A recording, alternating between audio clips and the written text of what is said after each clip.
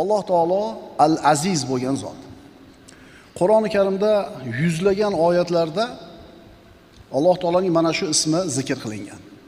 Yana payg'ambarimiz sollallohu alayhi vasallamning ham ko'pgina hadislarida bu ism aytilgan. Qur'onda ana shu ism haqida shunday deyiladi. Astaizu billah. Huvallohu allazi la ilaha illa huval malikul quddusus salamul mu'minul muhayminul azizul jabbarul mutakabbir. Hashr surasi. U Alloh shunday zotki, hech qanday iloh yo'q, faqat uning o'zi bor. U yolg'iz podshohdir. Har qanday ayb nuqsondan pok salomatdir. Omon qilguvchidir, ko'rib kuzatuvchidir, qudrat sohibidir. Al-Aziz, qudrat sohibi. Qur'oni Karimda Alloh taoloning Al-Aziz ismi boshqa ismlar bilan birga zikr qilingan. Al-Azizul Hakim, qudrat va hikmat sohibi. Al-Azizul Alim, qudratli va bilguvchi zot. Al-Azizul Hamid, qudratli va maqtov egasi. Al-Azizur Rahim, qudratli, mehribon. Al-Azizul Wahhab, qudratli va saxovatli. Al-Qawiyul Aziz, haqiqiy kuch-qudrat egasi. Azizun zuntiqom, qudrat va intiqom sohibi. Mana aytdik, Al-Aziz ismi Alloh taoloning Qur'onda yuzlagan o'rinlarda, yuzlagan oyatlarda zikr qilingan.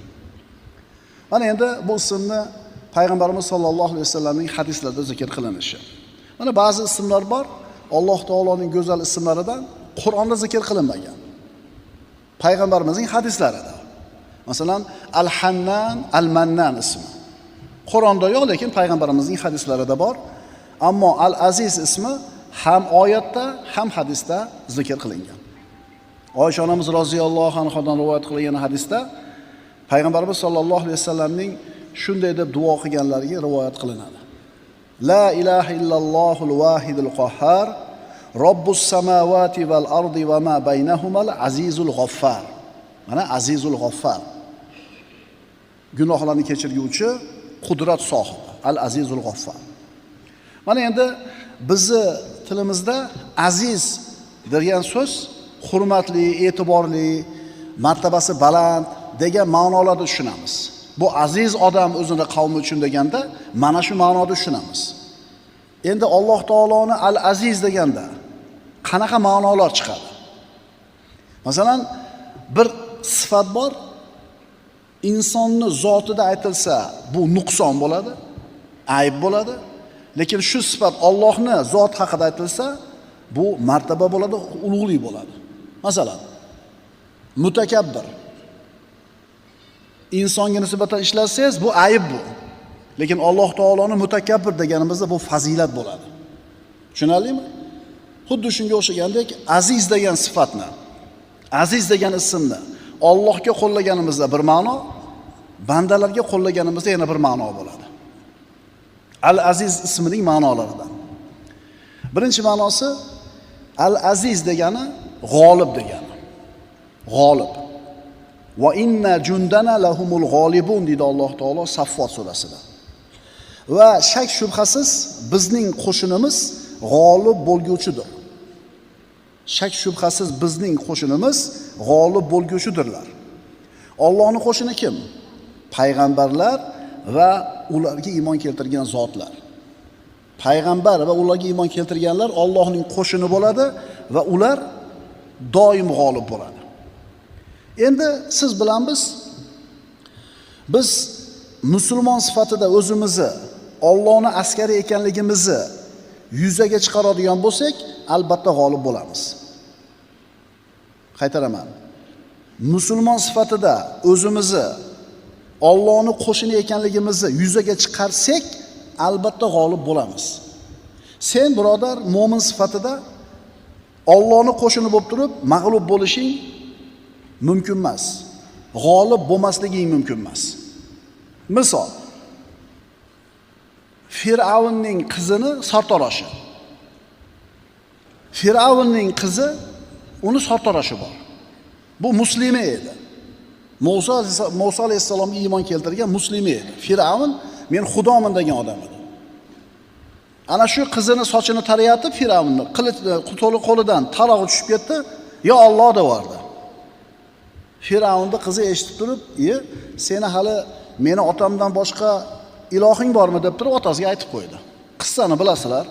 4 ta 5 ta bolasini qozonga solib kuydirib yubordi. O'zini ham qatl qildi Firavn. Xo'p, Firavn g'olib bo'ldimi? Firavn g'olib bo'ldi odamlarni o'lchov bilan qaralganda. Chunki bu ayolni qatl qildi bolalari bilan. Hukmini qahr bilan o'tkazdi unga. Lekin oqibat nima bo'ldi?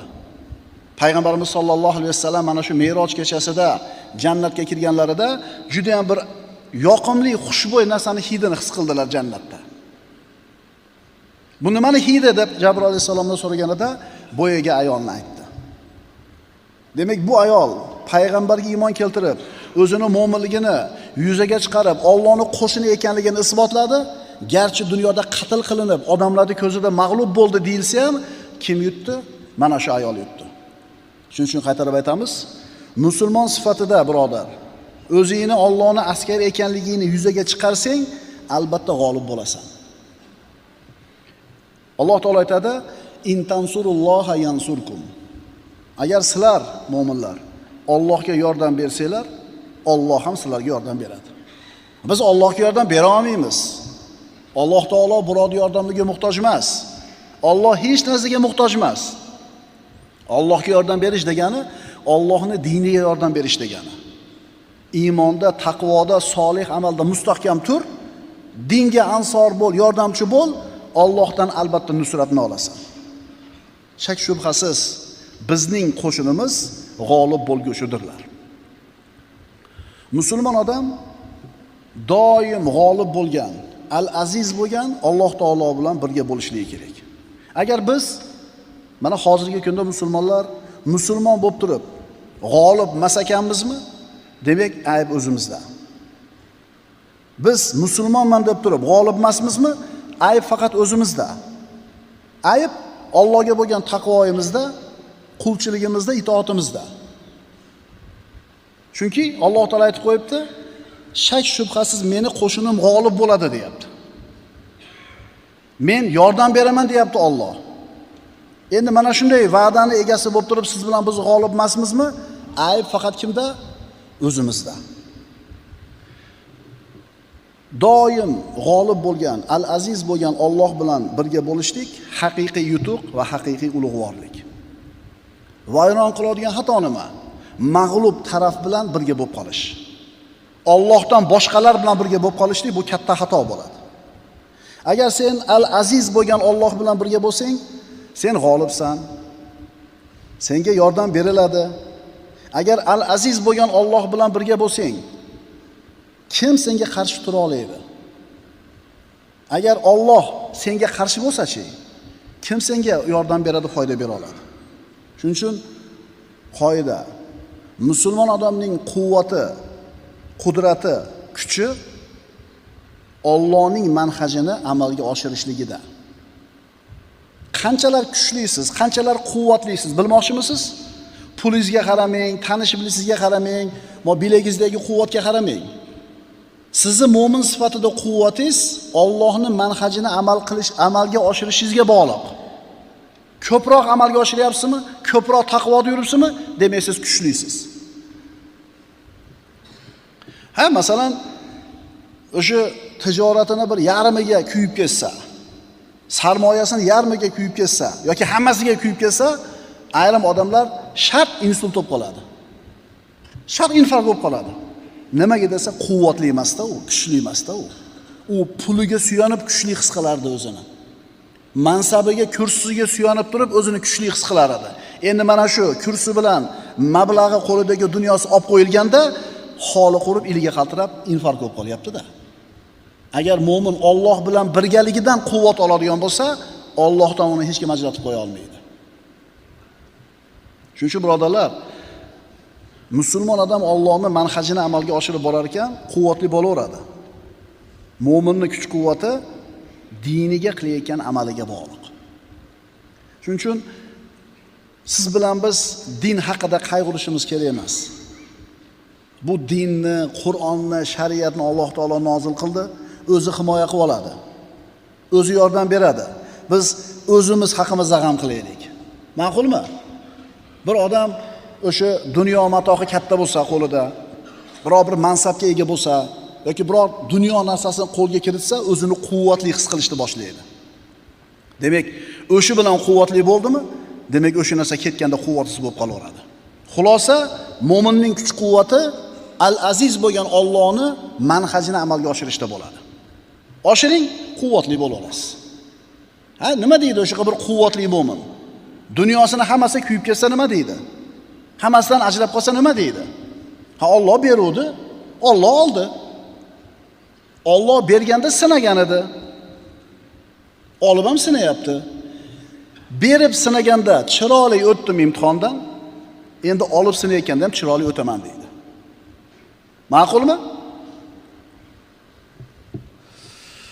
Demak, mo'minning quvvati Allohga tavakkul qilishida, Allohga suyanishida, shariatga amal qilishida.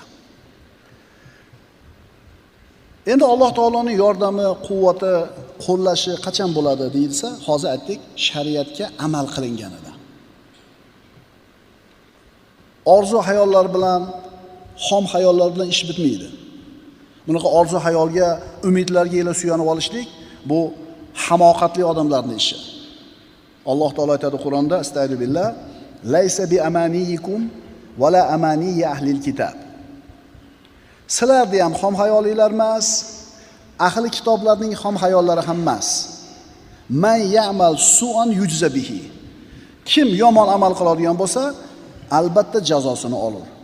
Shuning uchun inson solih amalni qiladi, Allohning qo'llashiga ega bo'ladi.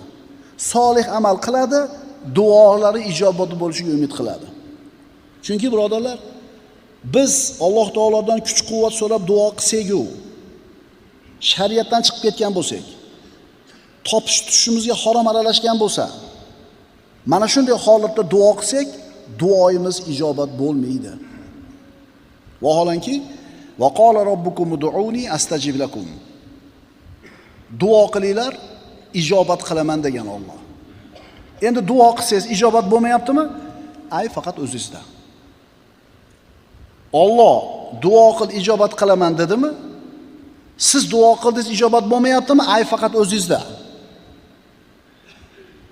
Bir zamonasidagi bir qudratli podshohlardan bittasi olim bilan yo'liqib qolib, meni haqqimga duo qilib qo'ying dedi. Olim nima dedi? Zulm qilma haloyiqqa, meni duoyimga muhtoj bo'lmaysan dedi. Chunki o'zingni duoying ijobat bo'laveradi. Har qancha duo qilmasin, haddidan oshganlarning duosini Alloh ijobat qilmaydi. Astagfirullah. Ud'u robbakum tadarruan va xufya innahu la yuhibbul mu'tadin. Parvardigoringizga tazarru bilan ichingizda maxfiy iltijo qiling, zotan u haddan oshuvchi kimsalarni sevmas. Yana qaytarib aytamiz, duoingiz ijobat bo'lishi uchun taqvoda bo'ling, halol bo'ling, zulm qilmang. Birovni duo qilishi shart emas sizga, o'zingiz duoingiz ijobat bo'laveradi. Chunki Alloh o'ziga do'st tutgan bandani hech kim xor qila olmaydi. Alloh xor qilishni xohlagan bandani hech kim aziz qila olmaydi. Ma'qulmi? Alloh aziz qildimi? Har qancha unga dushmanlik qiling, har qancha tagiga suv qo'ying, oyog'iga bol turing, u aziz bo'laveradi. Chunki Alloh aziz qilib qo'ygan uni.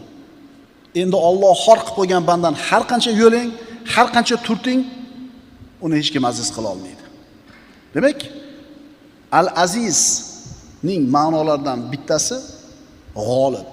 Alloh taolo o'zini ishida g'olibdir. Ikkinchi ma'nosi, Al-Aziz sharafli, hurmatli, martabali, e'tiborli.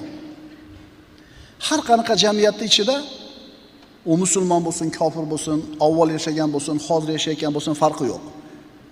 Odamlarni jamoati, jamiyati bormi? Ularning ichida albatta hurmat, e'tiborli, sharafli bo'lgan insonlar bo'ladi.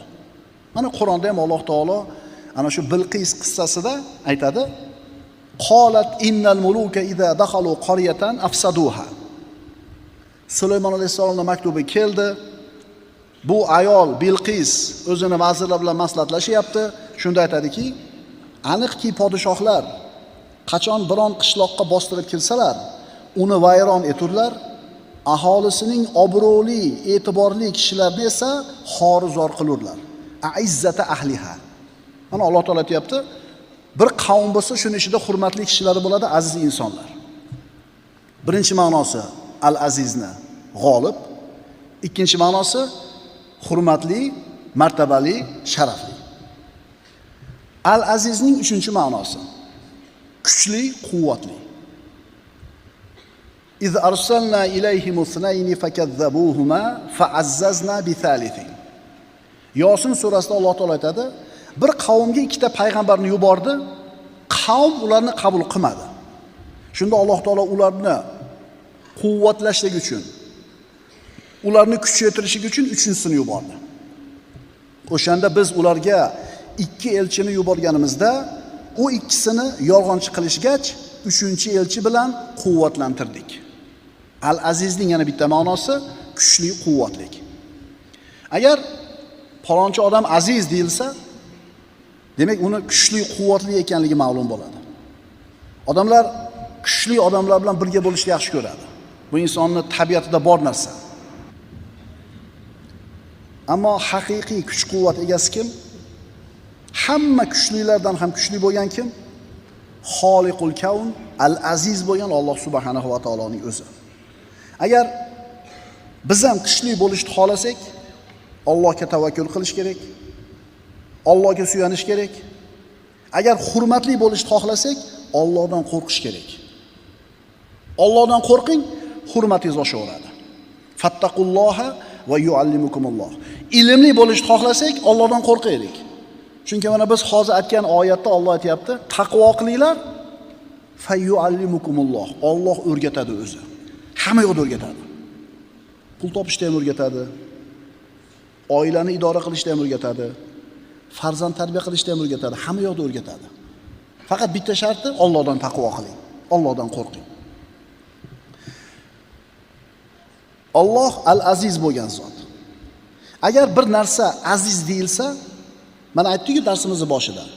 Bir sifat bor, bandaga nisbatan aytilsa bu ayib, Allohga nisbatan ishlatilsa bu sifat, bu fazilat. Mana mutakabbir. Agar insonni mutakabbir deb sifatlasak, bu yomon odamligi ma'lum bo'ladi. Endi Alloh taoloni mutakabbir deb sifatlasak, bu fazilat bo'ladi. Mana endi bir narsani, bir maxluqni aziz desak, u bir ma'no. Alloh taoloni aziz desak, yana bir ma'no. Masalan, bir narsani aziz deylik. Qaysi narsa aziz biz uchun? Narsalar ichida. Oltin. Masalan, oltin. Bu aziz narsa, chunki nodirda, kam, nodir. O'shuning uchun narxi baland. Yoki bo'lmasam, almas, brilliant. U ham aziz narsa. Nima uchun?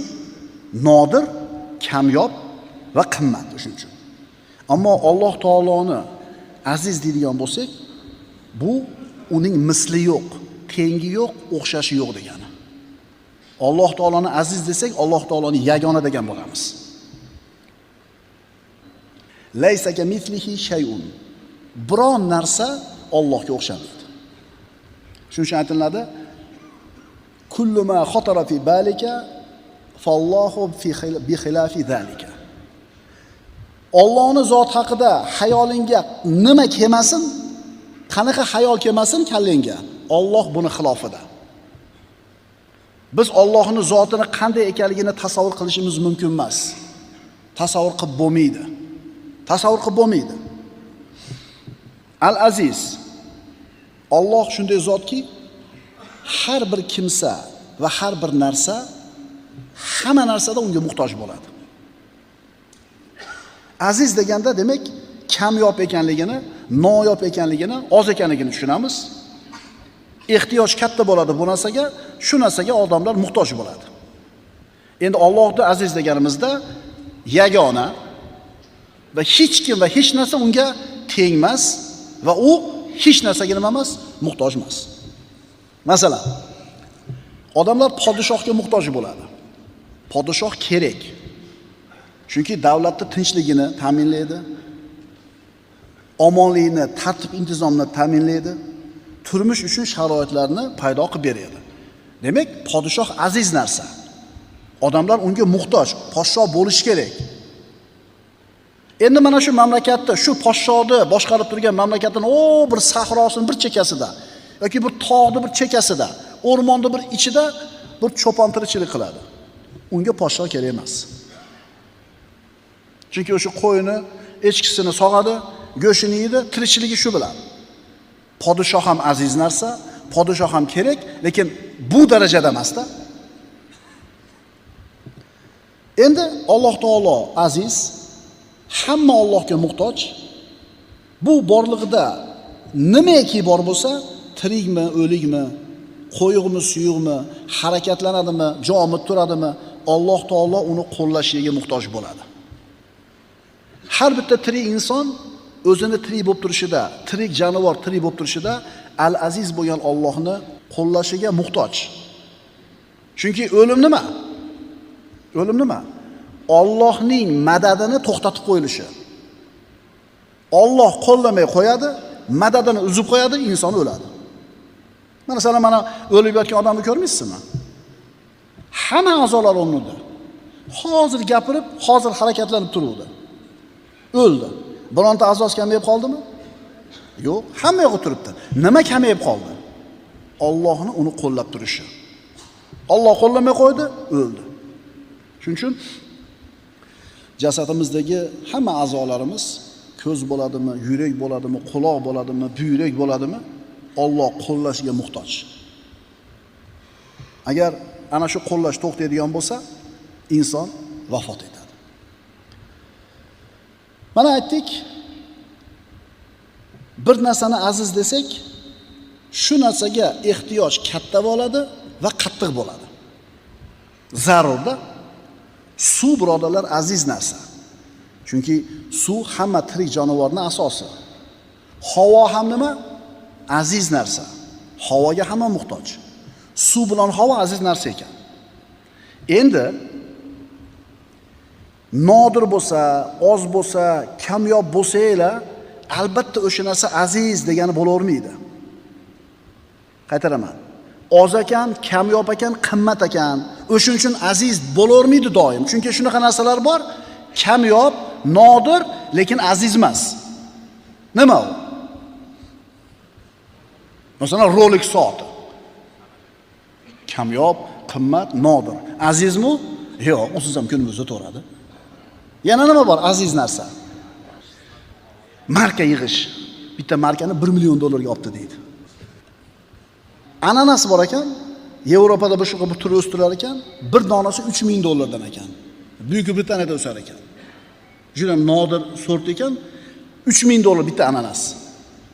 Biz aytayotgan andozaga tushyapti. Kamyob, nodir, qimmat. Donasi $3 ming. Azizmi shu narsa biz uchun?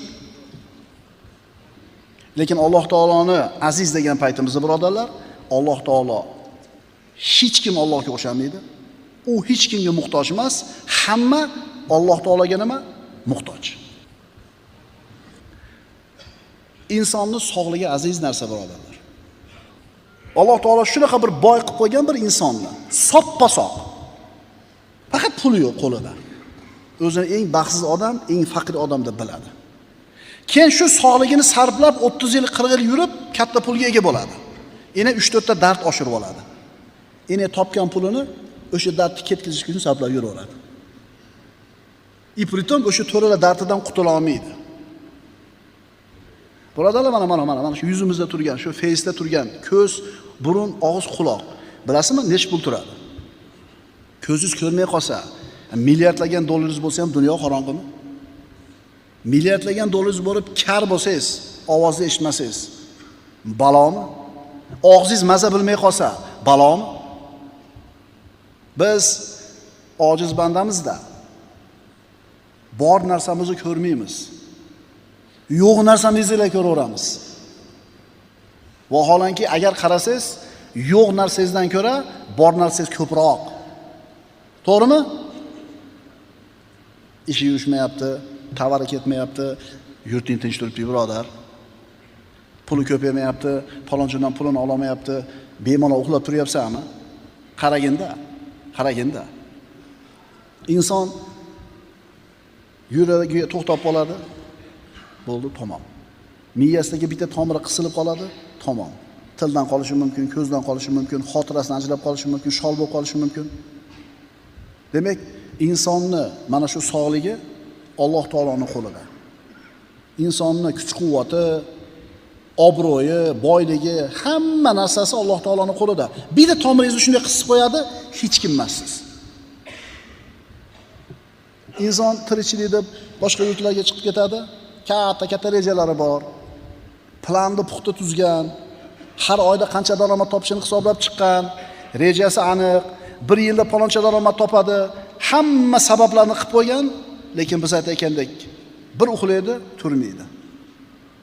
Bir yiqiladi, miyasida biron tomir uziladi, shu bilan xotirasi ketadi, hech kim bo'lmay qoladi. Shuning uchun Alloh deyish kerak. Kuchingizga ham ishonmang, pulingizga ham ishonmang, tanish bilingizga ham ishonmang, Alloh deng. Chunki Alloh desiz, Alloh qo'llaydi.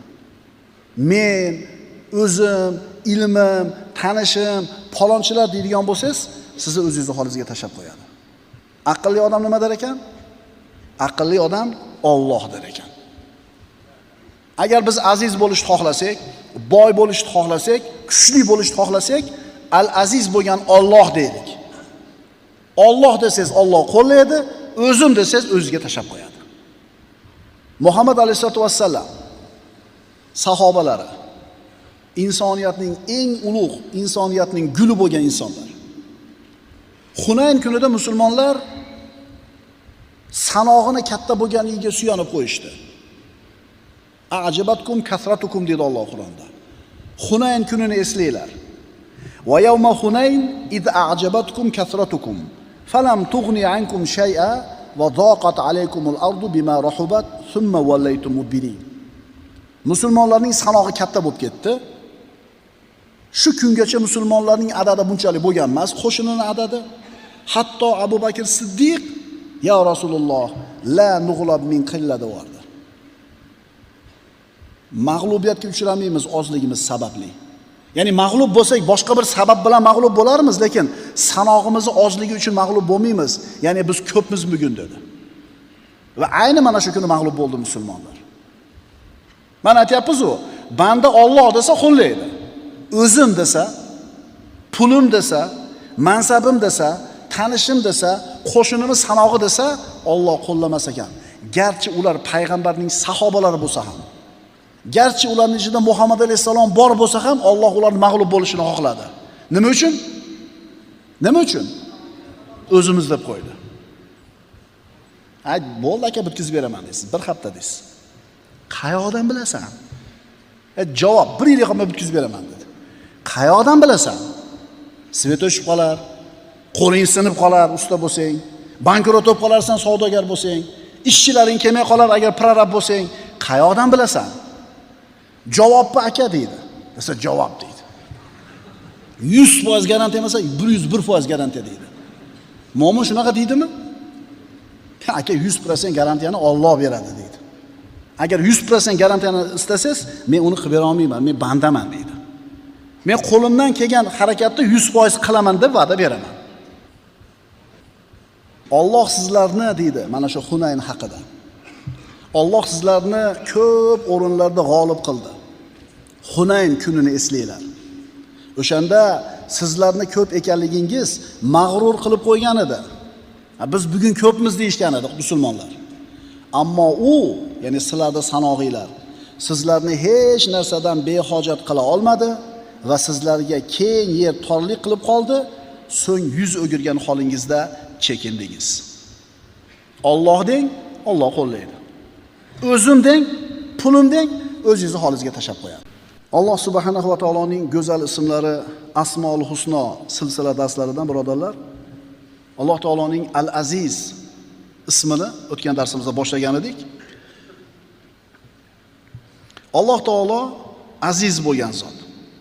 Mana aziz deganda agar mahluqotlarga ishlatiladigan bo'lsa, bu o'sha aziz deyilayotgan narsa nodir, kamyob va unga talab juda ham katta degan ma'noda bildiradi. Masalan, almas noyob, talab katta, qimmat, unga yetish qiyin.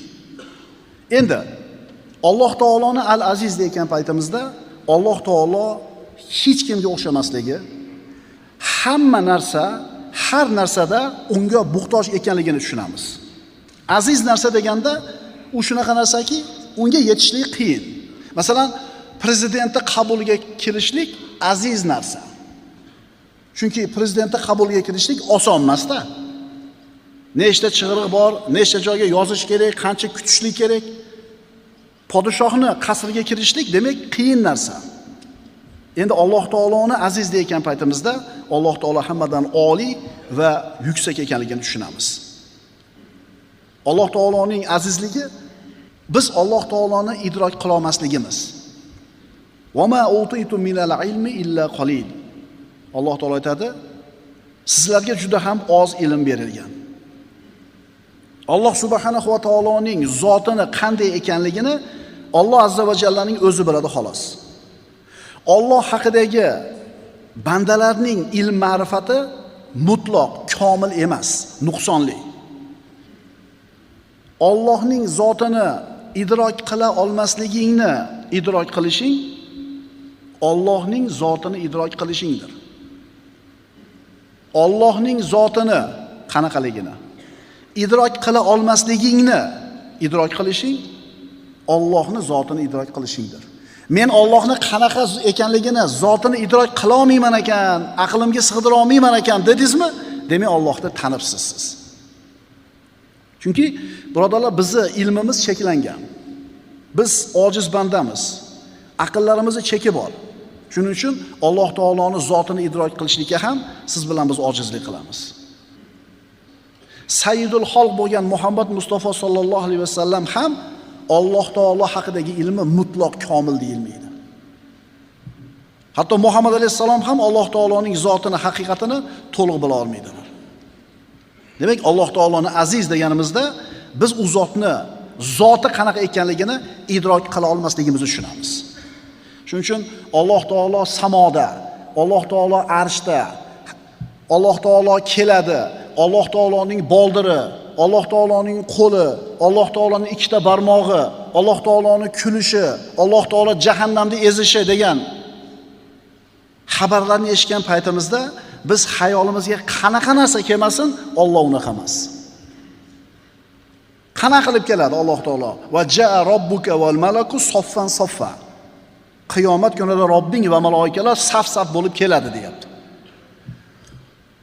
Siz kelishligini idrok qilishingiz uchun, kelishi qanaqa bo'lishini tushunishingiz uchun Allohning zoti qanaqa ekanligini tushunishingiz kerak avval. Masalan, odam keldi.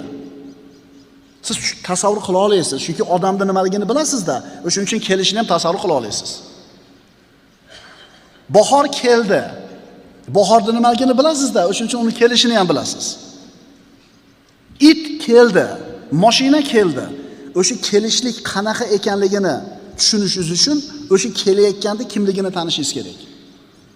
Endi Alloh taoloning zotini qanaqaligini bilmaysizmi? Endi kelishi qanaqaligini ham o'ziga qo'yib qo'ying. Tushunarlimi? Alloh taolo arshga istivo qildi. Qanaqa qilib istivo qildi?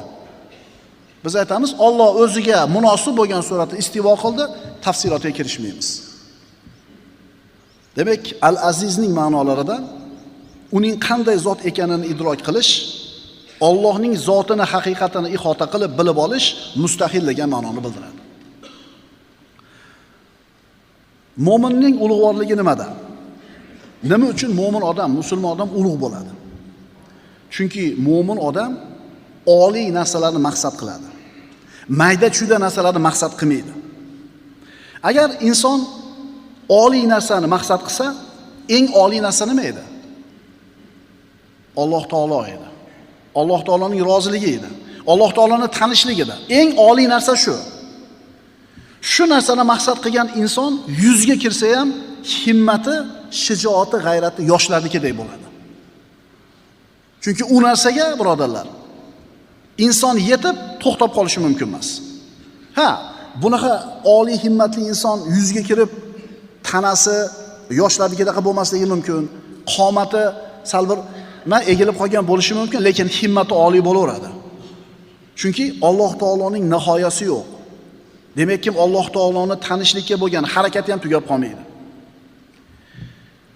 Mo'mindan boshqalar, mo'min insondan boshqa insonlar dunyo matohini, shu dunyoni chaqasini niyat qiladigan bo'lsa, yo yetadi, yo yetmaydi. Dunyoni boyligini maqsad qilgan inson yo yetadi, yo yetmaydi.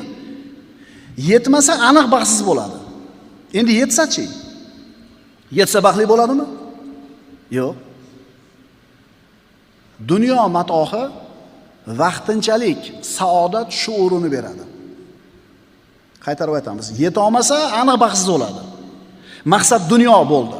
Maqsad Alloh emas, maqsad Allohning roziligi emas, maqsad jannat emas. Dunyoni maqsad qildi. Yeta olmasa aniq baxtsiz. Yetsa-chi? Dunyo matohi sizga vaqtinchalik bo'lgan saodat shuurini beradi. Ya'ni uylandingiz, baxtlisiz. Necha kun? Mashinangiz yo'q edi. Mashinali bo'ldingiz, baxtlisiz. Qancha? 4 oyda zerikasizda, keyingisi chiroyli ko'rinaveradi. Dunyo matohi vaqtincha saodat shuurini beradi. Inson ko'nikib qoladi, inson zerikadi. Faqat dunyoni maqsad qilgan bo'lsangiz, yetmasangiz aniq baxtsizsiz, yetsangiz malollanasiz undan. Inson bu dunyoga birodarlar Allohni tanish uchun kelgan. Unga qulchilik qilish uchun kelgan. Unga muhabbatli bo'lish uchun kelgan. Uni roziligiga intilish uchun kelgan. Shu maqsadni amalga oshirsa inson baxtli bo'laveradi. Dunyosi bo'lsa ham, bo'lmasa ham. Va ma xalaqtul jinna val insa illa liya'budun. Men deyapti Alloh taolo jinlarni ham, insonlarni ham menga ibodat qilsin deb yaratdim dedi. Ana shu ibodatni qiladi, Alloh undan ko'zlagan maqsadni yuzaga chiqaradi, saodat topadi. Alloh taolo aytadi: "Ya ibn Adam, utulubni tajidni." Ey odam bolasi, meni qidir, meni izla, meni albatta topasan. Fa iza wajadtani wajadta kulla shay. Agar meni topsang, hamma narsani topding. Robbil alamin bo'lgan Robbimiz Alloh subhanahu va taolo aytayapti. Meni topsang, hamma narsani topding. Agar meni topmasang, hech narsani topmading. Shuning uchun Allohni topgan banda nimani yo'qotibdi? Allohni tanib topgan banda nimani yo'qotibdi? Va Allohni tanimagan banda nimani topibdi dunyoda? Allohni qo'yib boshqa narsani maqsad qilsangiz, dunyoni haqiqiy narsasini, boyligini, mansabini, kuch-quvvatini yetdingiz, baxtlisiz. Keyin aytdik, zerikasiz, ko'nikib qolasiz. Boy bo'ldingiz, avvaliga xursand bo'lasiz, keyin oddiy bo'lib qoladi. Uylandingiz, baxtli bo'ldingiz, keyin oddiy narsa bo'lib qoladi. Shuning uchun birodarlar, inson dunyoda saodat topish uchun Al-Aziz bo'lgan Robbisini tanish kerak, unga qulchilik qilish kerak, unga muhabbatli bo'lish kerak. Bir inson shu oldiga dunyoni maqsad qilib yetdi. Boylik topdi. Mansabga ega bo'ldi. Podsho ham bo'ldi deylik. Lekin baribir har qanaqa tirik jonzotning oqibati nima? O'limmi?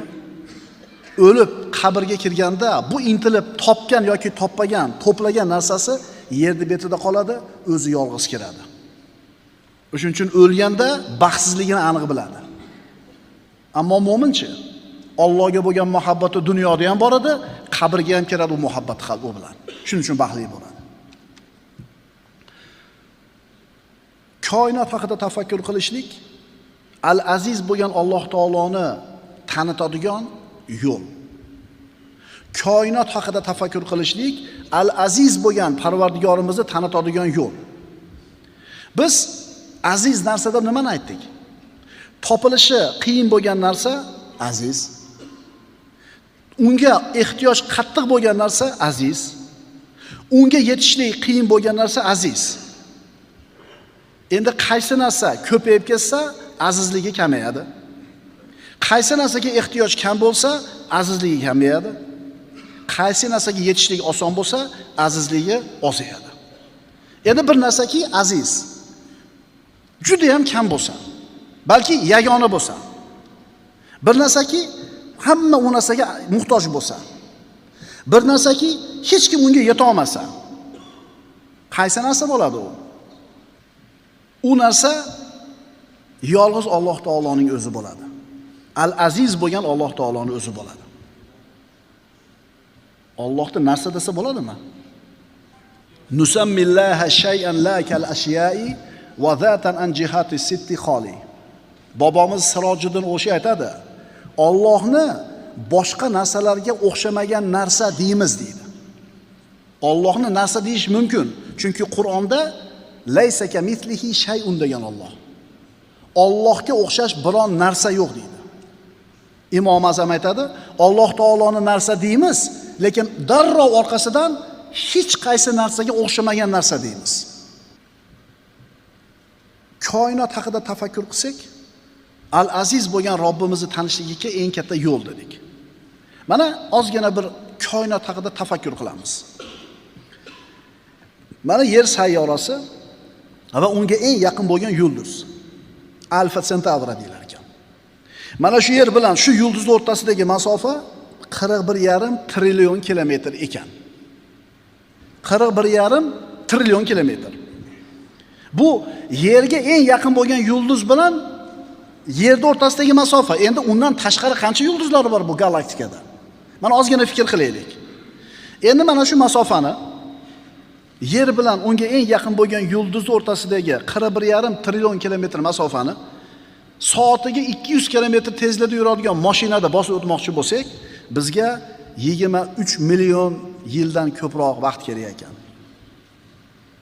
Soatiga 200 kilometr ketadigan mashinada yursak, 23 million yil kerak ekan. Endi undan keyingi yulduzchi? U qancha yurar ekanmiz? Bari insoniyat tarixini 10 ming yil deng. Odam alayhisalom tushganidan keyin Alloh biladi aniqini 10 ming yilda tasavvur qilaylik. Qachon bosib o'tish mumkin? Bu qanaqa bir insonni aqlini lol qoldiradigan katta masofa. Bu eng qisqa masofasi shunchalik bo'lyapti. Shuning uchun birodarlar, Alloh taoloning azamati haqida ozgina fikr qilaylik. Koinot haqida ozgina tafakkur qilaylik. Subhanalloh deyishdan boshqa so'z qolmaydi biz uchun. Falyanzuril insanu mimma xuliq. Xuliqa mimma indafiq yakhruju min baynis sulbi vat taraib. Xo'p, osmonga qarashlik qiyin bo'lsa, Alloh taolo aytayapti. Inson o'zi nimadan yaralganiga qaramaydimi? Umurtqa pog'onasidan, ko'krak qafasdan otilib chiqadigan suvdan yaralmadimi? Ana shu nutfami? Nutfami? Uni ichida suv bormi, go'sht bormi, nima bor? Suyuqlik. Onani bachadoniga borib joylashar ekan, bosqich bilan komil inson bo'lib dunyoga kelyapti. Shuni fikr qilib ko'rmaymizmi? Jasadni qarang. Insonni suviga sinsa, 80 ga kirgan odamni suviga sindi.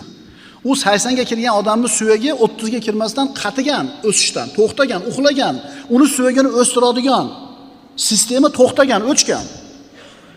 Uxlagan. Endi 60 yil, 70 yil o'smasdan turgan suvik sinsa, haligi sistema uyg'onadi-da.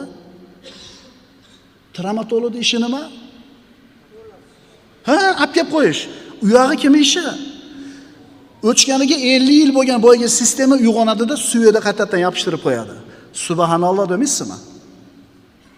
Qaysi mashinamizni olib borib gursatib bir joyga ursak, 3 kun qo'yib qo'ysak joyiga kelib qoladi.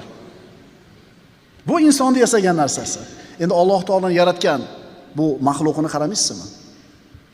Shuning uchun birodarlar, hal yastavillazina ya'lamuna vallazina la ya'lamun.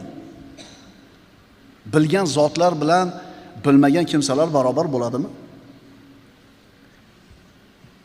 Demak, Alloh taolo Al-Aziz bo'lgan zot ekan.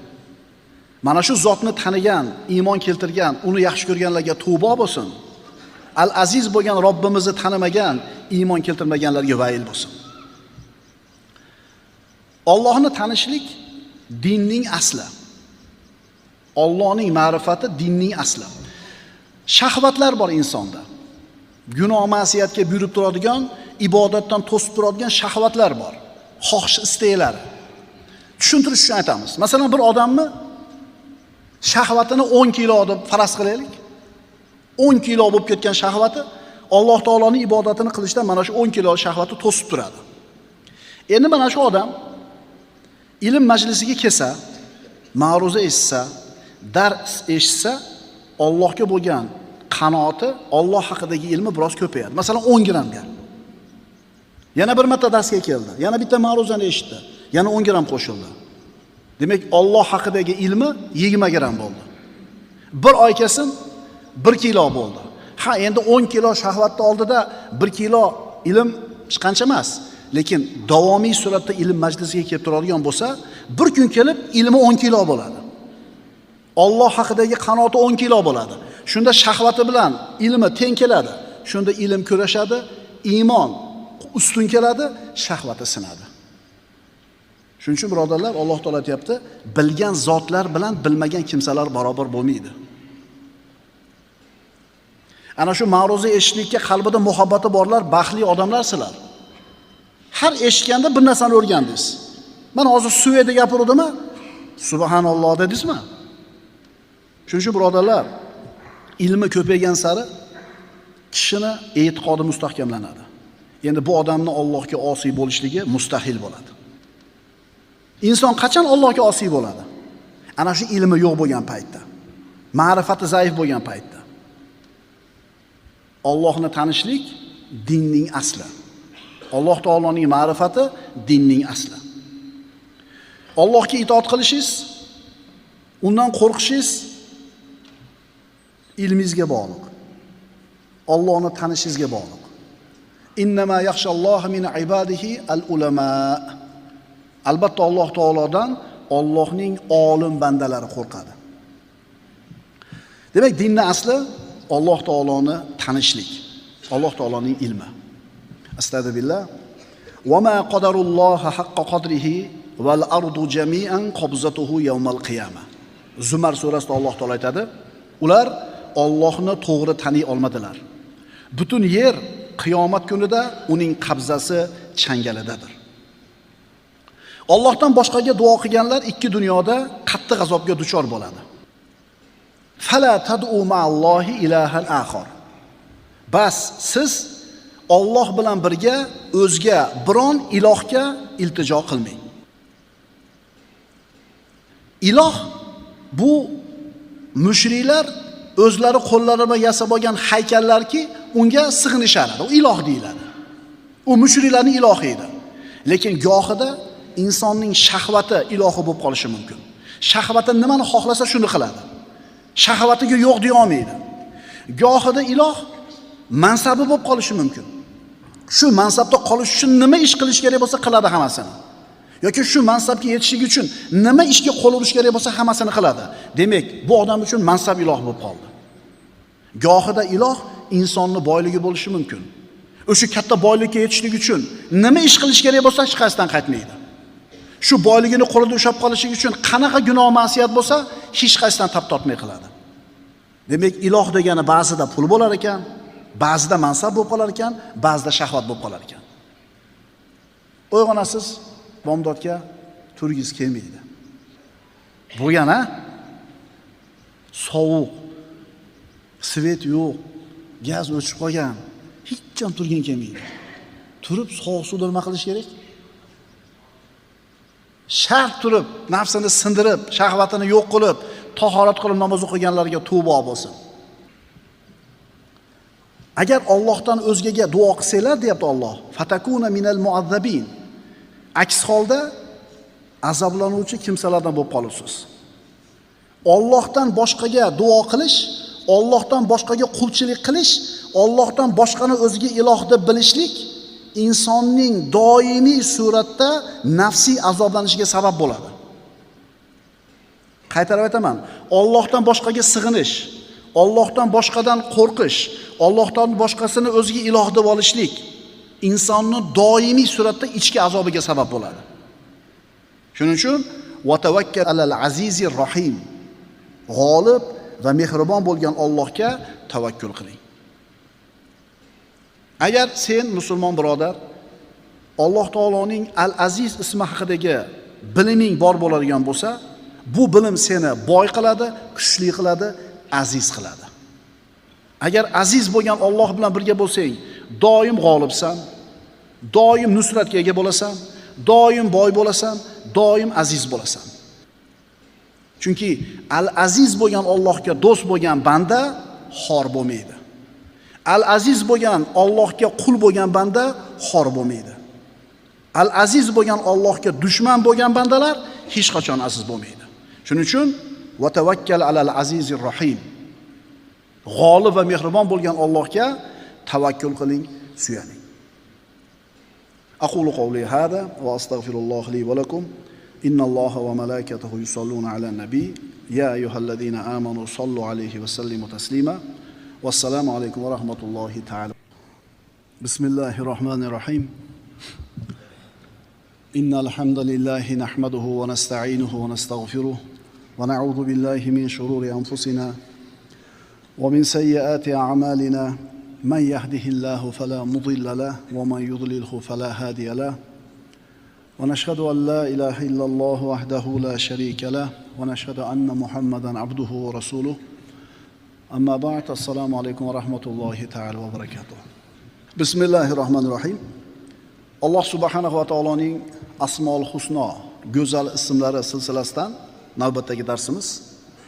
Alloh taoloning Al-Aziz ismini o'qib dars qilayotgan edik, davom etkazamiz. Alloh taolo Al-Aziz. Al-Azizning ma'nolaridan Al-Mu'iz, aziz qiluvchi. Alloh taolo o'zi aziz zot va aziz qiluvchi bo'lgan zot. Estaizu billah. Qul illahumma malikal mulki tu'til mulka man tasha'u wa tanzi'ul mulka mimman tasha'u wa tu'izzu man tasha' va tudhillu man tasha'u biyadikal khayr. Alloh taolo Ol Imron surasida shunday deydi.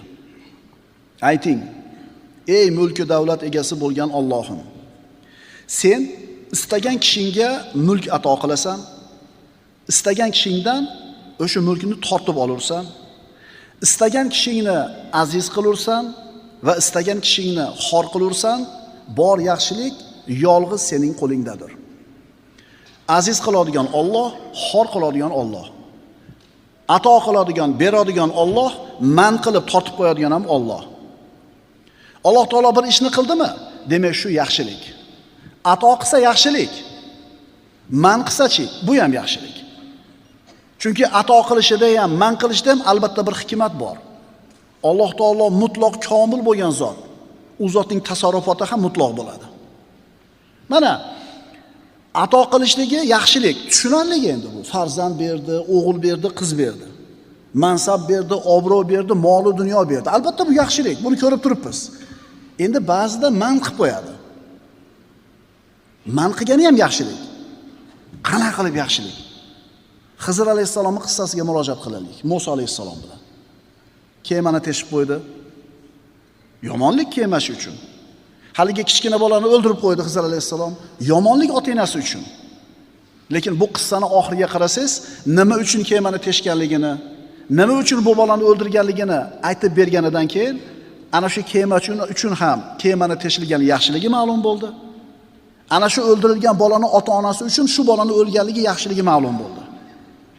Shuning uchun Alloh taolo bizni ustimizga qanday kunni bersa, bu albatta siz bilan biz uchun yaxshilik. Payg'ambarimiz sollallohu alayhi vasallam aytadilar, Imom Muslimda keltirilgan hadisda: "Ajaban li amril mu'min, inna amrahu kulluhu khayr." Mo'minning ishi ajablanarli. Uning ishlarining hammasi u uchun yaxshilikdir. Bu faqat mo'minga berilgan. Agar unga yaxshilik yetsa, dedilar Rasululloh, shukr qiladi. Bas, bu uchun yaxshilik. Agar unga yomonlik yetsa, sabr qiladi. Bu ham u uchun yaxshilik. Va bu faqat mo'minga berilgan. Yaxshilik esa shukr qildi, foydasi. Yomonlik esa sabr qilib shukr qildi, bu ham nimasi? Uni foydasi. Va faqat mo'minga berilgan. Demak, bir narsani berishi ham yaxshilik, bir narsani olib qo'yishi ham yaxshilik. Chunki birodarlar, Alloh taolo ato qilishlik uchun avval olib qo'yadi. Aziz qilish uchun avval xor qilib qo'yadi. Xorlikni beradi, sabr qilib shukr keltirib rozi bo'lsa, Alloh taolo azizlikka ham olib chiqadi. O'sha ishlar yurishmasdan muhtojlik, faqirlikda kun kechirgan akalar bor. 5 yil, 10 yil sabr qildi, keyin ishlari yaxshi bo'lib ketdi. Ato qildimi? Ato qildi. Nimaga olib qo'yuvdi ekan? Nimaga bermay qo'yuvdi ekan? Sinash uchun. Keyin berdimi? Shuning uchun kim hozir minusda bo'lsa, sabr qilib turinglar. Minus tugasa nima keladi? Domaja cho'zilib ketdi-da minuschi. Cho'zilib ketdi. U seni nazaringda cho'zilib ketdi u. Alloh uchun hech narsa emas bu vaqt. Seni ishing shukr keltirish, rozi bo'lish, duo qilish. Alloh taolo Al-Aziz bo'lgan zot. Al-Aziz, Al-Mu'iz ma'nolardan bittasi Alloh taolo aziz qiluvchi. Istiqoma insonni aziz bo'lishlikka olib boradigan yo'l. Istiqoma nima edi? Dinda to'g'ri bo'lish degani. Din undan talab qilgan narsani mahkam ushlab, shu ishda sobit turishligi istiqoma deyiladi. Insonni mana shu dunyoda aziz bo'lishligiga amaliy bir yo'l bormi? Ha, birodarlar, bor bunaqa retsept. Bu taqvo, bu istiqoma. Astagfirullah. Lillazina ahsanul husna va ziyada va la yarhaqu wujuhahum qatarun va la dhillatun. Alloh taolo Yunus surasida aytayapti. Chiroyli amal qilgan zotlar uchun go'zal oqibat va ziyoda ne'matlar bordir. Ularning yuzlarini na qarolik va na xorlik qoplar. Demak, chiroyli amal qilgan taqvoli zotlar uchun hech qachon yuzini qoraligi va xorlik bo'lmaydi. Ular aziz mukarram bo'ladi. Siz qachon aziz bo'lasiz? Jamiyatda, usta sifatida. Qachoniki ustachiligingizda puxta bo'lsangiz. Ma'qulmi? Qachoniki kasb hunaringizda professional bo'lsangiz, mohir bo'lsangiz. Chunki lilladina ahsanu, chiroyli amal qilganlar deyapti Alloh taolo. Ustami ishini chiroyli qiladi. Bu odam doim hurmat e'tiborda bo'ladi. Doim klient orqasida qo'volab yuradi. Narxni qimmat aytsa ham ishi yurishaveradi. Nima uchun? Chiroyli amal qilyapti-da. Er sifatida chiroyli amal qilsa, oilada hurmati bo'ladi. Farzandlarning tarbiyasida chiroyli ish tutadigan bo'lsa, farzandlarning izzat ikromiga sabab bo'ladi. Agar savdogar bo'lib turib, chiroyli amal qilsa, ya'ni omonatdor bo'lsa, yolg'on gapirmasa, ahdida tursa, bir narxga kelishib qo'yib turib, keyin aynib ketmasa, savdogar sifatida aziz bo'ladi. Demak, birodarlar, chiroyli amal qilish, muhsin bo'lishlik, ishida puxta bo'lishlik azizlik yo'li ekanligini Alloh taolo bizga bildiryapti. Kutib turasizda, to'g'rimi shu ustani? 3 oydan keyin bo'shaymiz, yozib qo'ying deysiz. Nima uchun? Nima uchun? U chiroyli ishlayapti, chiroyli amal qiladi. Endi xuddi shu ishni qiladigan boshqa ustalar ham bor. Bekar nima qiladi? O'tiradi. Chiroyli amal qilganlar uchun na xorlik bor, na ular yuzlarini xorlik qoplaydi. Chiroyli amal qilgan zotlar uchun go'zal oqibat, jannat bor va ziyodalik bor. Nima u ziyodalik? Chiroyli amal qilgan odamga jannat bor, jannatga kirdi. Endi kirgandan keyingi ziyodalik Alloh azza va jallani jamoliga boqishlik. Allohni jamoliga boqishlikni xohlaymizmi? Alloh taoloni ko'rishlikni xohlaymizmi? Chiroyli amal qilaylik. Professional bo'laylik. Ishimizda, kasb hunarimizda. G'arb nimaga o'tib ketdi? Sportda ham o'tib ketgan, ilm fanda ham o'tib ketgan, texnologiyada ham o'tib ketgan. Nimaga o'tib ketdi bilasizlarmi? Kofir bo'lsa ham ular. Chunki mana shu ishida ular chiroyli ish qilishdi.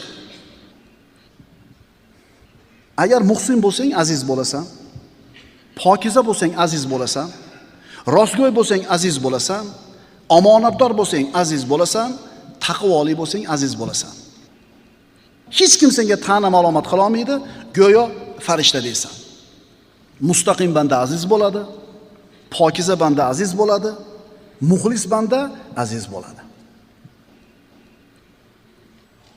Aqlli odam o'zini ayb ishlardan ehtiyot qiladi.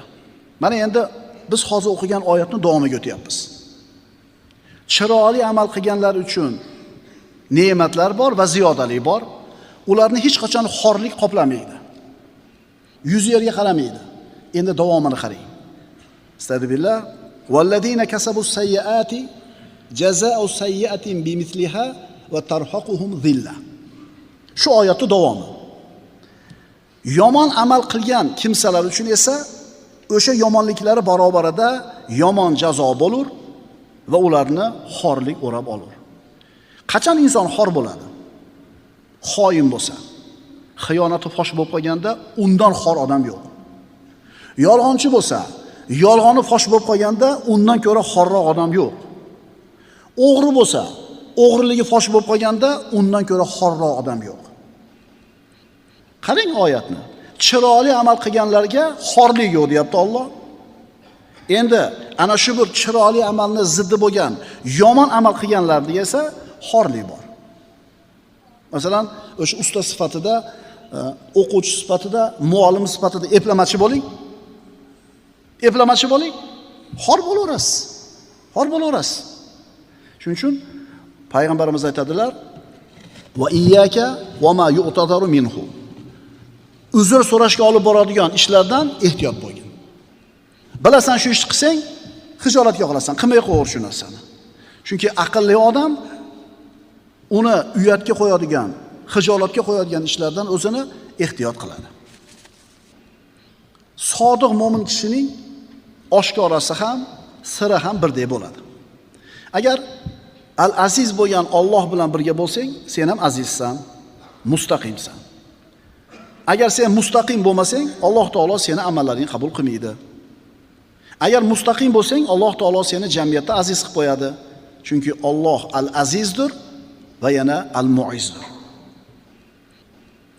Dinni birodarlar asli bu istiqoma.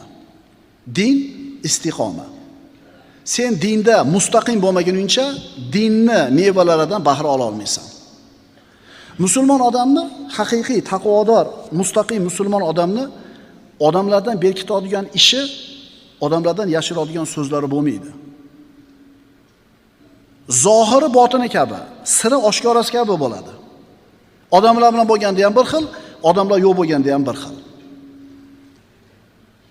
Rostgo'ylik, istiqoma va omonatdorlik. Inson aziz bo'lish uchun mana shu xulqlarni albatta o'zida mujassam qilish kerak. Rostgo'y, mustaqim, omonatdor. O'z-o'zidan bunaqa odam aziz bo'ladi jamiyatda. Inson faqat bu qonni bilan emasda tirik bo'lishi. Yaxshi yeb, yaxshi ichsanglar zo'r hayot degani emasda. Inson hurmati bo'lish kerak jamiyatda. Karomati bo'lish kerak. Izzat nafsi bo'lish kerak. Mana shu narsalar bo'lsa, yana hayot yaxshi bo'ladi uni. Tasavvur qiling, bir odamga shu bir hurmati yo'q. Jamiyatda bir tinga qimmat odam, hamma jirkanadi, lekin yeyishi zo'r.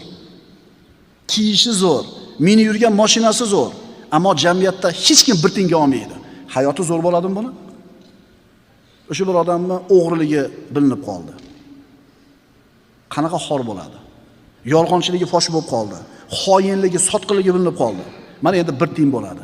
Garchi qonni zo'r to'yayotgan bo'lsa ham, dunyoviy maishati zo'r bo'layotgan bo'lsa ham. Bunaqa odam Allohning nazdida ham hurmatli yerda bo'ladi, insonlarning nazdida ham. Alloh taolo al-aziz bo'lgan zot. U yana al-mu'izzdir. Aziz qiladi. Aziz qiladi agar mustaqim bo'lsang, iffatli bo'lsang. Al-aziz bo'lgan Alloh taolo sen uchun hamma narsadan aziz bo'lishligi kerak. Qaytarib aytamiz. Al-aziz bo'lgan Alloh taolo sen uchun musulmon birodar hamma narsadan aziz bo'lishligi kerak. Shahvatingdan, nafsini xohishlaridan, har xil qalang'i qasanqi ulfatlardan. Agar mana shulardan aziz bo'lmasa, sen Allohning muhabbatiga erisha olmaysan. Alloh taolo qachon qo'llaydi seni? Qachon seni madadi bilan qo'llaydi? Qachon seni aziz qiladi? Hozir aytganimizdek, hamma narsadan ko'ra Alloh taolo aziz bo'lsa. Mana endi buni aksi bo'lsa-chi? Shahvatingiz birinchi o'rinda, havoyi nafsiz birinchi o'rinda, ulfatlar birinchi o'rinda. Unda bu odam dinni mevalardan foyda ola olmaydi. Mana keyingi o'qiydigan oyatimiz, agar inson do'ppisini marga qo'yib qo'yib, jiddiy o'ylanib ko'rsa, belini sindirib yuboradigan oyat. Astagfirullah. Qul in kana abaukum. Ayting, ey Muhammad alayhissalom. Agar ota-onalaringiz boy, quvvatli otangiz gunoh ma'siyatga buyurib turibdi.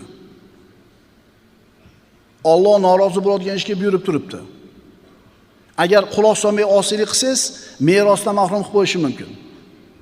Agar otanglar Allohdan sizlarga sevimliroq bo'lsa, va abnaukum, bolalaringiz sizlarga Allohdan ko'ra azizroq bo'lsa, ya'ni bolasiga bir narsa topib kelish uchun yoki bolasini talabiga ko'ra haromga kirib ketyapti.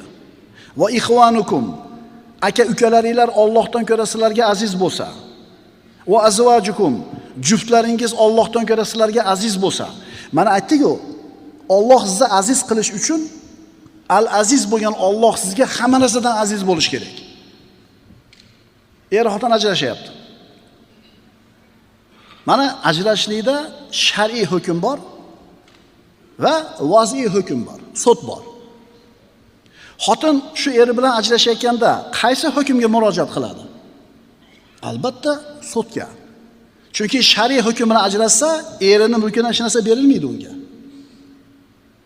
Shunda nima qiladi u? Sudga boradi-da. Domla, shu oshnam bilan kelisha olmay qoldik muomalada, tijoratda, pul ustida. Shariatda hukmini ayting. Muhimi Alloh rozi bo'lsin. Kimga o'tib ketadi ko'prog'i, kimga qoladi kamrog'i muhim emas. Muhimi Alloh rozi bo'ladigan bo'lsin deb keladiganlar bor. Alloh rozi bo'lsin bulardan. Yoki bunday mo'ljallaydi. Agar domlaga borsa, bunga hukm qilib berar ekan. O'shuning uchun palonchiga boradi yoki to'kinchilarga boradi. Ana, shu yerda aytayapti-da, otanglar, bolanglar, ayollaringlar Allohdan ko'ra sizlarga sevimliroq bo'lsa, ayolini yaxshi ko'radi. Allohni norozi qiladigan narsani ayol eridan talab qilib turibdi. Er nima qiladi? Itoat qiladi, Allohni norozi qilib. Sizni Alloh aziz qilish uchun al-aziz bo'lgan Alloh sizga hamma narsadan nima bo'lsin?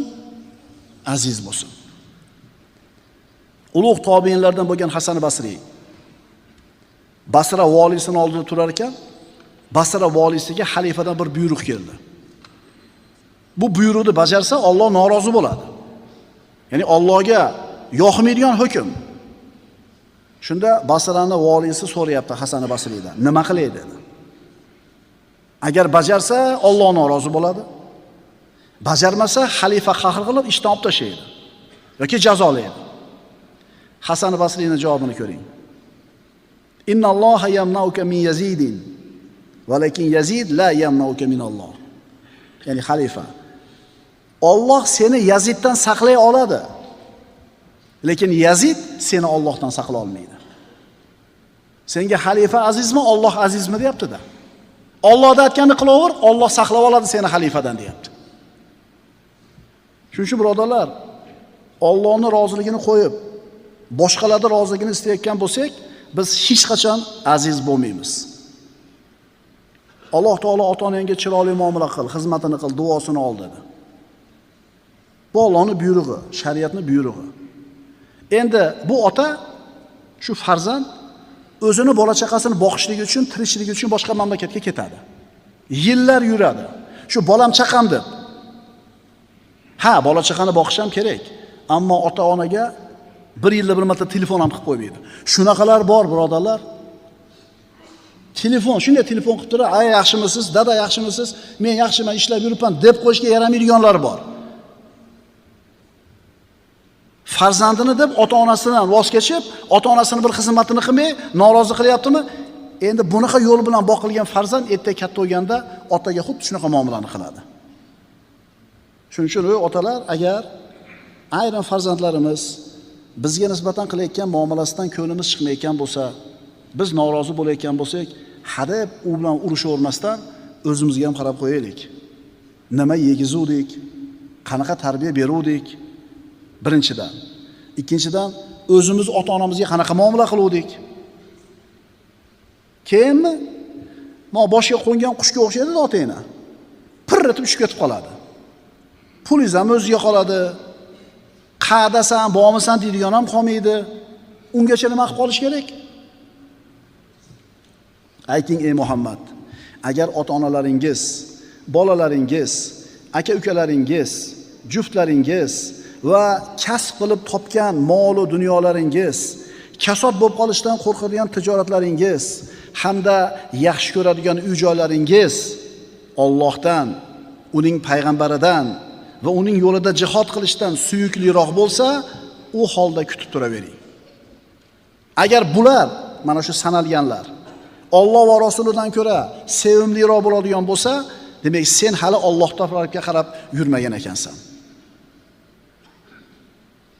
Al-Aziz bo'lgan Allohga taslim bo'lasan, uni hamma narsadan afzal bilasan, shunda senga yaxshilik keladi, martaba keladi, makonat keladi, rohat keladi, osoyishtalik keladi, saodat keladi. Ikki dunyoda aziz bo'lishlikni birodarlar, ikki dunyoda saodatli bo'lishni retsepti Al-Aziz bo'lgan Alloh taoloni hamma narsadan ustun ko'rishligimizda. أقول قولي هذا وأستغفر الله لي ولكم إن الله وملائكته يصلون على النبي يا أيها الذين آمنوا صلوا عليه وسلموا تسليما بسم الله الرحمن الرحيم إن الحمد لله نحمده ونستعينه ونستغفره ونعوذ بالله من شرور أنفسنا ومن سيئات أعمالنا من يهده الله فلا مضل له ومن يضلله فلا هادي له ونشهد أن لا إله إلا الله وحده لا شريك له ونشهد أن محمدا عبده ورسوله أما بعد السلام عليكم ورحمة الله تعالى وبركاته الله تعالى قرآن aytadi استغفر قل إن كان آباؤكم وأبناؤكم وإخوانكم وأزواجكم وأموالكم اقترفتموها وتجارة تخشون كسادها ومساكن ترضونها أحب إليكم من الله ورسوله وجهاد في سبيله فتربصوا. Ayting, deydi Alloh taolo Qur'onda.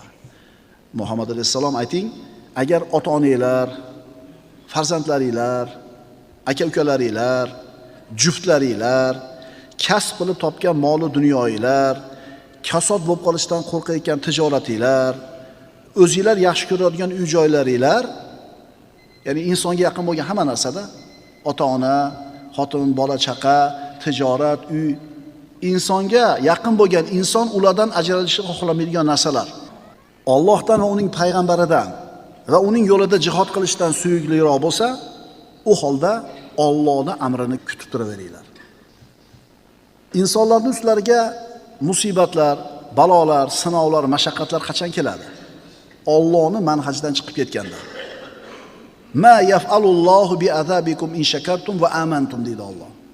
Ey, sizlar shukr keltirib iymonli bo'lsanglar, Alloh sizlarni nima uchun azoblasin deydi.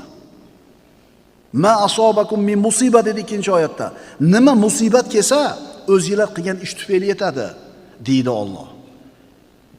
Hozirgi kunda sizga nima yoqmayapti ustingizda turgan? Ishingiz yurishmayaptimi? Topganingizda baraka yo'qmi? Boshingiz kasaldan chiqmayaptimi? Boshingiz qarzdan chiqmayaptimi? Musibat u, to'g'rimi? Xotin itoatsizmi? Farzandlar bir noloyiqmi? Sizga nima yoqmayapti? Qarangda, bu musibat. Shu musibatlarda hammasi o'zingizlar qilgan ish sababli bo'ladi, deyapti Alloh taolo. Yana Alloh ko'p gunohlarni kechirib turaman deydi. Agar seni mana shu dunyo matohi, dunyoning latta-luttasi qalbingni to'ridan joy egallab turgan bo'lsa, sen hali birodar Alloh tarafga qarab yuruvchilardan emassan. Allohga qarab yurayotganlardan bo'lishi uchun unga taslim bo'lasan, uni hamma narsadan afzal deb bilasan, shunda senga yaxshilik keladi, shunda martaba keladi, shunda rohat keladi, shunda osoyishtalik keladi, shunda saodat keladi, shunda omonlik keladi, shunda tavfiq keladi. Alloh hamma narsadan siz uchun ustun.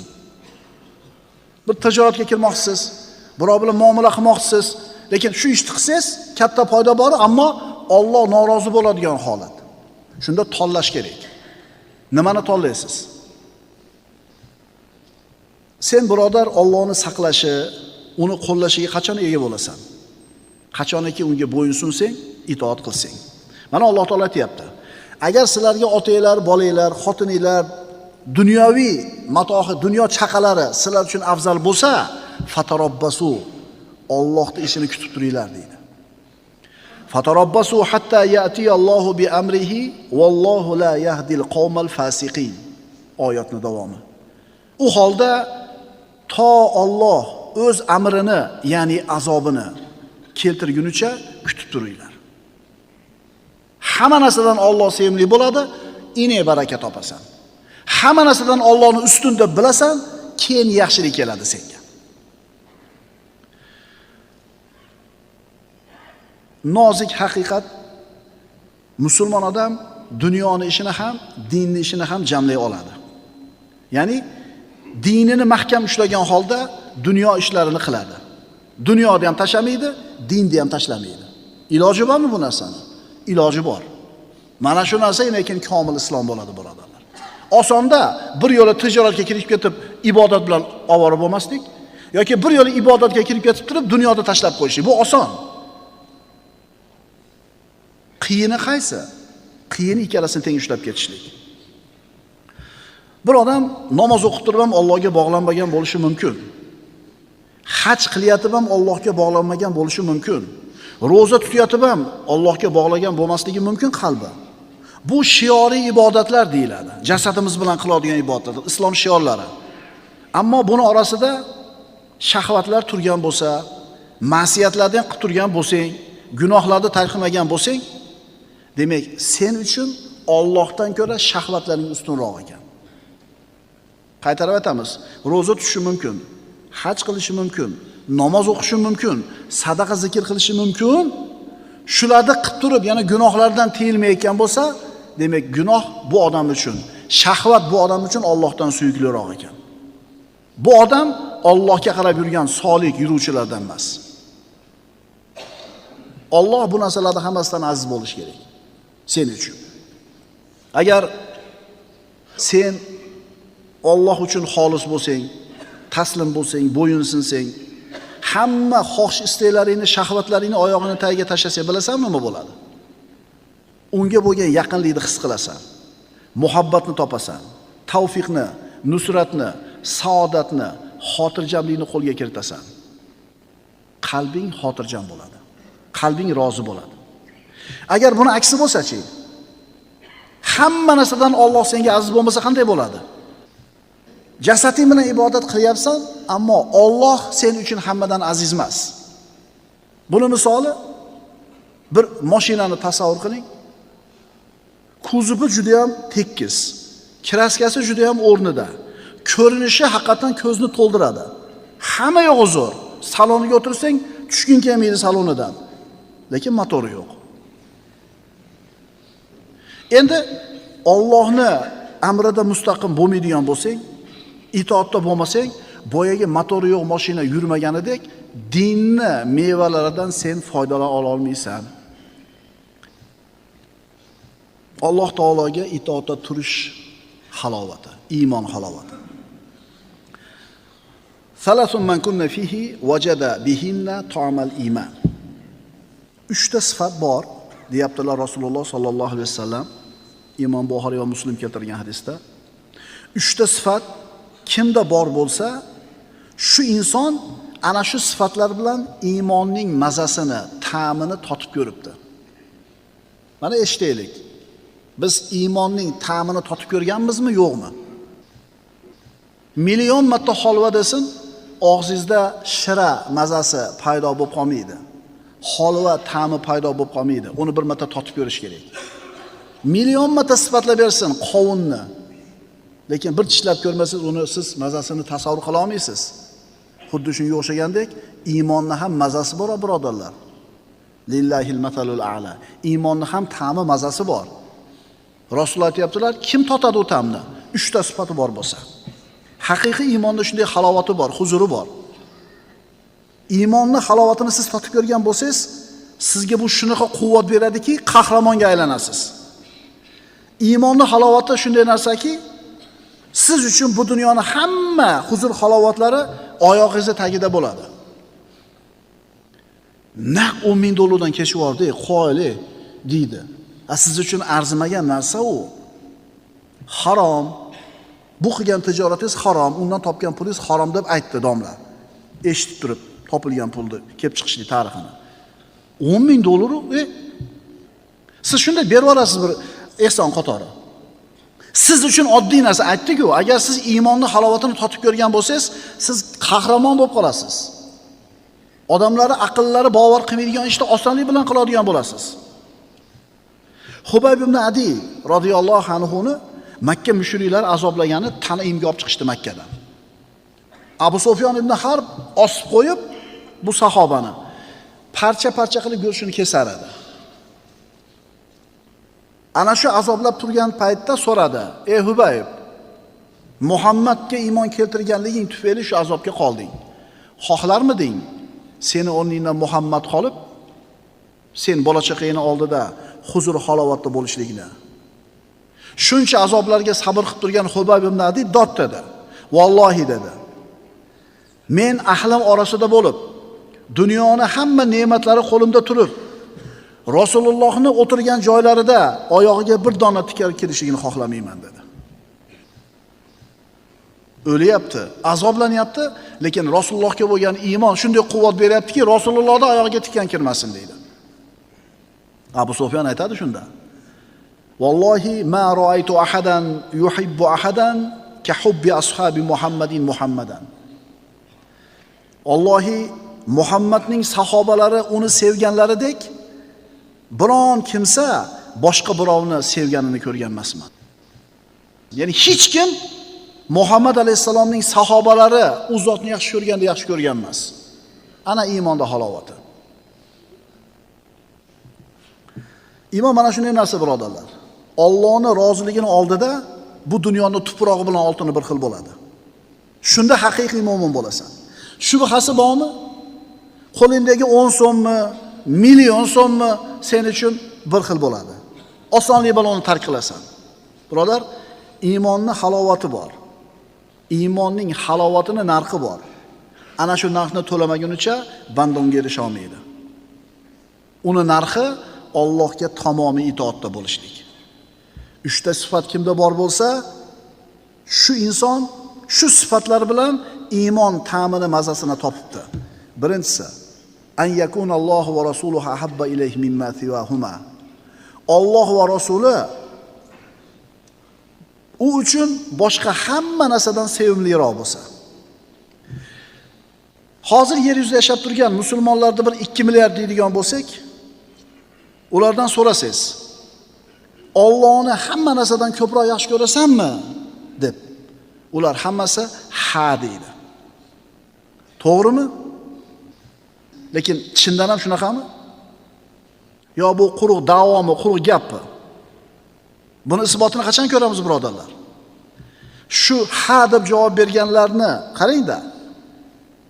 Dunyoviy manfaati bilan shariy hukmlar qarama-qarshi kelib qolgan paytda qaysinisini tanlaydi? Alloh va Rasul tarafinimi yoki o'zining manfaatinimi? Ha, Alloh men uchun hamma narsadan sevimli degan gap rost bo'lsa, shariat hukmini tanlaydi. Savdo-sotiqda, tijoratda sherik bilan kelishmay qoldik. Yoki klient bilan sotuvchi o'rtasida muammo bo'lib qoldi. O'shuning uchun aytyapmiz-da, siz uchun bu dunyodagi hamma narsadan ko'ra Alloh taolo va uning hukmi, uning dini aziz bo'lsa, shunda Alloh sizni qo'llaydi. Siz shariy hukm bilan ishingizni hal qildingiz, hech narsa tegmadi sizga. Siz yutdingiz. Siz yutdingiz. Faqat ozgina vaqt keladi uni tushunishingiz uchun. Agar Alloh va Rasulini tanlasa va Alloh va Rasuli hamma narsadan unga sevimliroq bo'lsa, demak bu odam iymonning nima ekanligini tushunibdi, iymon halovatini totibdi. Bir masalasini so'rab kelgan edi, sherik bilan o'rtasida pul muomalasi bor ekan, aytayaptiki, domla deyapti. Muhimi Alloh aytgandaqa bo'lsin deyapti. Muhimi shariatdan chiqmaylik. Kimga o'tib ketishligi muhim emas deyapti. Hammasi o'tib ketsa ham mayli, faqat shariy hukm qilib bering deyapti. O'rtada yaxshigina mablag' bor. Kimga ketishi muhim emas, muhimi shariat bilan bo'lsin deyapti. Mana shu odam baraka topadi. Mana shu odam nima qiladi? Baraka topadi. Allohning matohi qimmatdir. Allohning matosi jannatdir. Bu dunyoda ismingizni oldiga doktor falonchi deyilishi uchun, ismingizni oldiga doktor degan so'z qo'yilishi uchun necha yillab o'qishingiz kerak? Maktab, texnikum, institut, universitet, magistratura, dissertatsiya, xullas 30 yillab o'qishlik kerak. Doktor Ahmad degan nomni olish uchun. Lekin ajal kelganda Ahmad kirib ketadi qabrga, doktor degan unvon qoladi. Endi dunyoni ozgina obro'yi, shuhrati, dunyoni ozgina matohini qo'lga kiritish uchun shuncha mehnat, mashaqqat qilish kerak bo'ladigan bo'lsa, qabrga sen bilan kirmaydigan, yerni betida qolib ketadigan dunyoni bittagina unvoni uchun shuncha mehnat qilish kerak bo'lsa, nima? Oxiratdagi jannatga ketish uchun, Allohning jamolini ko'rish uchun mehnat qilmaslik kerak deb o'ylaysanmi? Ha, birodar, Alloh taoloni jannatiga yetish, uni jamoliga qarash uchun katta mehnat qilishlik kerak. Kimda quyidagi 3 ta sifat bor bo'lsa, u odam iymon halovatini totibdi. Birinchisi, Alloh va Rasuli hamma narsadan u uchun sevimli bo'lsa. Ikkinchisi, bir kishini yaxshi ko'rsa-yu faqat Alloh uchun yaxshi ko'rsa. Uchinchisi, Alloh uni kufrdan qutqargandan keyin yana kufrga qaytishlikni xuddi o'tga uloqtirilishligini yomon ko'rganda yomon ko'rsa. Ha, bir paytlar bo'lgan, boshqa bir yashil ichib qo'yardik to'rttamiz o'tirib. Va bir davr bo'lganda shu. Voy, u davringni-chi unut. Uyal uni gapirgani. Moqtanyapti, u qarab qo'ying.